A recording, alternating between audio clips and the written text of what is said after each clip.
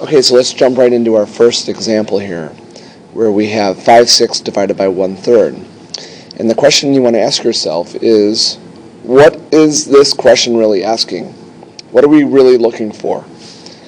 And like with any division, like with any kind of division problem, if I were to show you a problem like 12 divided by 4, what that basically asking us to do is to figure out how many 4s are there in 12. Well, 12 is comprised of 3 4s, right?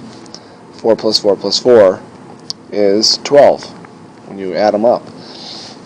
So it's no different with fractions. So we're basically asking ourselves this question.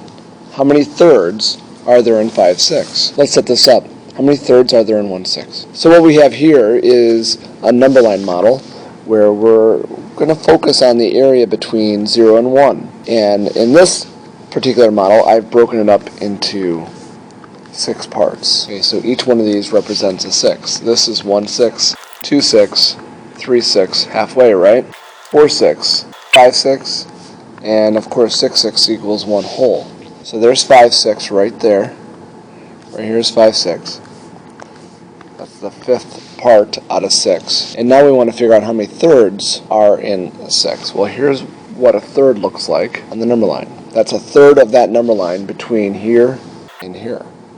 That's what we're talking about, that region right there.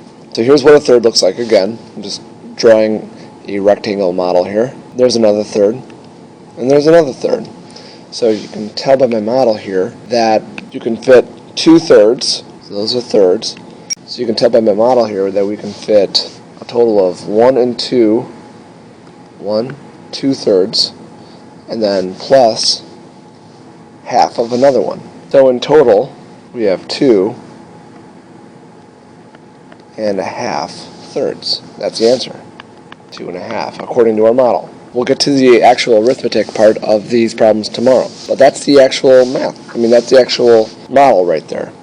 Okay, for the next example, we're going to model 4/5 divided by 1/4. And I have right here what the question's really asking us. The question's really asking us, how many fourths are there in 4/5? So right at this point, I've broken it up into fifths. And right there is where 4/5 is. So what we're looking for is how many fourths are there in 4/5? So what I'm going to do, I know it's kind of hard to see, but I'm going to break each one of my fifths into 4 parts. Now those aren't going to equal fourths, but you'll see why that makes it easier. Okay, so what did I break it up into? It looks like I broke it up into 20ths. This is, and I'm not going to count all of them, but this is 1/20th, this is 2/20ths, 3/20ths, 4/20ths, right? And 4/20ths, when you reduce it, equals 1/5. So I can keep going, but I'm not. And I want to figure out how many fourths are in there. So there's my 4th, and I'm going to draw a little rectangular model there just to give me some perspective.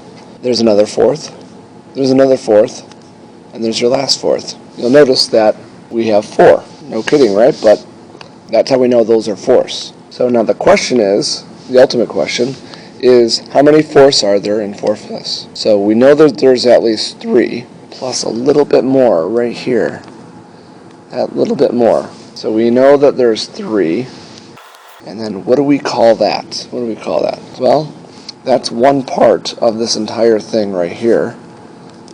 And what is that broken up into? That looks like it's fifths. So that's 1/5. So the answer is 3 and 1/5. Okay, so let's do a little bit of a review of what we just did.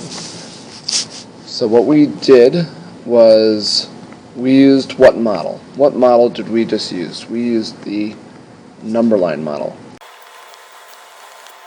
Okay, what part of the number line are we looking at? We're looking at the region between 0 and 1. So we're looking at this part right here. Now there's other models where we can look at bigger numbers, bigger fractions than this, but we're going to stick with some easy ones here. We're going to stick between 0 and 1.